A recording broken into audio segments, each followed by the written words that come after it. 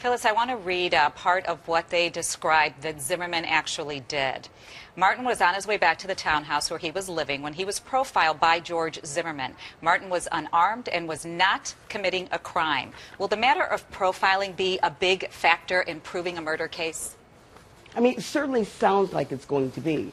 Because remember, one of the things they're going to have to prove is certainly not that this was first-degree murder, but that the act itself that was done by George Zimmerman was so reckless that it evinced a depraved mind. So that this act of profiling, probably based on the affidavit, will become the key for the prosecutors in this case. What about the stand your ground defense that we've talked about so much? Where does that stand? You know, the stand your ground defense will still be available, and we don't know exactly where we will hear it or how the attorneys will decide to have this evidence dealt with. I mean, certainly there can be a motion for a stand your ground hearing before the case actually reaches trial. But even if defense attorneys are unsuccessful with that stand your ground defense during or before trial, they still will be able to assert it during trial. So we may see it a couple of places. I want to talk about another revealing part of the affidavit. It involves a controversy over the 911 tape, specifically which words Zimmerman actually said. So listen to this part.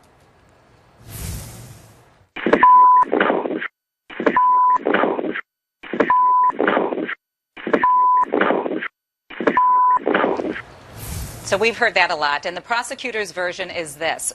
While talking about Martin, Zimmerman stated these blank holes, they always get away, and also said these effing punks. So they're not asserting that Zimmerman used a racial slur here. How does that affect the case? Because we talked a lot about perhaps there being federal hate crimes against him as well.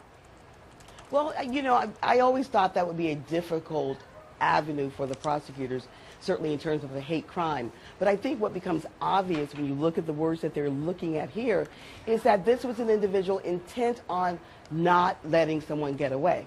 So there will be those actions of these blank holes and they're always getting away or they're getting away.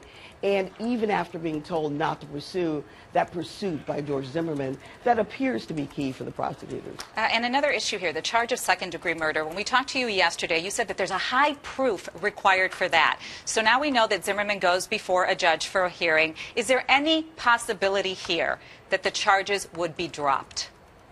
Well, I mean, certainly the defense attorney should look at the evidence and may, in fact, file a motion to dismiss with the case being dropped because of the stand your ground defense. I mean, so certainly that is a possibility. And my last question to you, the judge assigned to the case, her name is Jessica Rock-Seidler. She's only been on the bench, I understand, a little more than a year. What do you know about her? You know, I don't know anything about her, but what I do know about, because I was the Associate Dean of our Florida Judicial College, is that Florida has an extensive training program for their new judges. So if she's been on the bench for 16 months, she's gone through extensive training, if not through the actual experience, but through simulated experiences of how to handle a case and what is proper.